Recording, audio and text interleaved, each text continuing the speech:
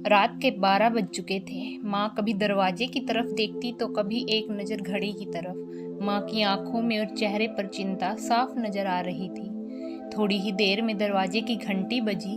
मानो काफी तेजी से दरवाजा खोला और सामने बैठे विक्रम और बहू मान्यता को देखकर पूछा, इतनी देर क्यों हो गई? मैं कब से तुम्हारी राह देख रही थी। माँ, मैं अब छोटा नहीं हूँ, तुम मेरी चिंता मत किया करो। विक्रम घर के अंदर प्रवेश करते हुए बोला, बेटा कितना भी बड़ा हो जाए माँ के लिए तो छोटा ही रहता है।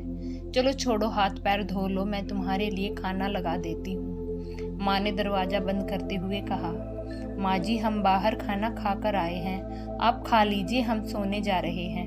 बहू मान्यता ने कहा, लेकिन मैंने तो तुम लोगों की पसंद की खीर बनाई है, आओ थोड़ी थोड़ी खा लो। माँ तुझे एक बार में समझ नहीं आता क्या? तेरी बहू ने कहा हम बाहर से खाना खाकर आए हैं, क्यों परेशान करती है? जा तू खीर खा ले और सो जा, हमें भी शांति से सोने दे। माँ अकेले कैसे खीर खा सकती थी और उसे बिना खाए नींद कैसे आ सकती थी, क्योंकि बेटे के इंतजार में उसने भी कुछ नहीं खाया था। वह किचन में गई, एक गिलास पानी पिया और अपने रूम में चली गई। सुबह 10 बजे जब विक्रम की आंख खुली, बाजू में मान्यता अभी भी सो रही थी। विक्रम हॉल में आया तो लैपटॉप के पास रखी एक चिट्ठी पर उसकी नज़र पड़ी। यह चिट्ठी किसी की हो सकती है, यह देखने के लिए उसने चिट्ठी खोलकर पढ़ना शुरू किया। मेरे लाल, तू सोच रहा होगा कि एक ही घर में रहते हुए ये चिट्ठी क्यों मैं तुम्हें बोलकर भी ये बात बता सकती थी। हाँ बता सकती थी। अगर तू मेरी बातें सुनना चाहता तो किसी एक्सप्रेस गाड़ी की तरह तू आता है और कुछ ही पलों में निकल जाता है। खैर वो सब जाने दो। कल तुम्हारा जन्मदिन था, इसलिए मैंने खीर बनाई थी। सोचा कम से कम आज के दिन साथ बैठकर खाना खाएंगे। मगर मैं यह बात भूल गई थी कि मेरा बेटा बड़ा हो चुका है, तो अपने दोस्तों के साथ पार्टी करके खाना खाकर आया। चलो मुझे इस बात की खुशी हुई। मेरी दवाइयाँ ख़त्म हो गई। मैंने कुछ दिनों पहले तुझे दवाइयाँ की एक चिट्ठी दी थी। अगर वक्त मिले तो वह दवाई मुझे ला कर देना, मुझे थोड़ी राहत हो जाएगी।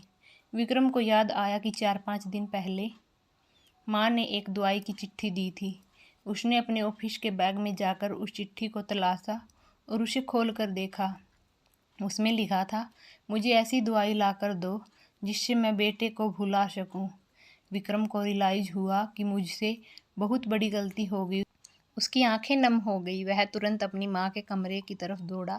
सबसे पहले उठ जाने वाली माँ आज क्यों नहीं उठी थी, देखकर उसे आश्चर्य हुआ। उसने माँ को उठाने की कोशिश की, लेकिन माँ एक गहरी नींद में सो चुकी थी। विक्रम के पास फूट फूट कर रोने के अलावा और कुछ चारा नहीं बचा। दोस्तों, यह कहने की ज़रूरत नहीं है कि माँ बाप जीवन में कितने मूल्यवान हैं। उनके रहते हुए ही उनकी सेवा करो, उनसे प्यार करो। वह चले जाएंगे तो कुछ नहीं कर पाओगे। वीडियो अच्छी लगी हो तो लाइक करें।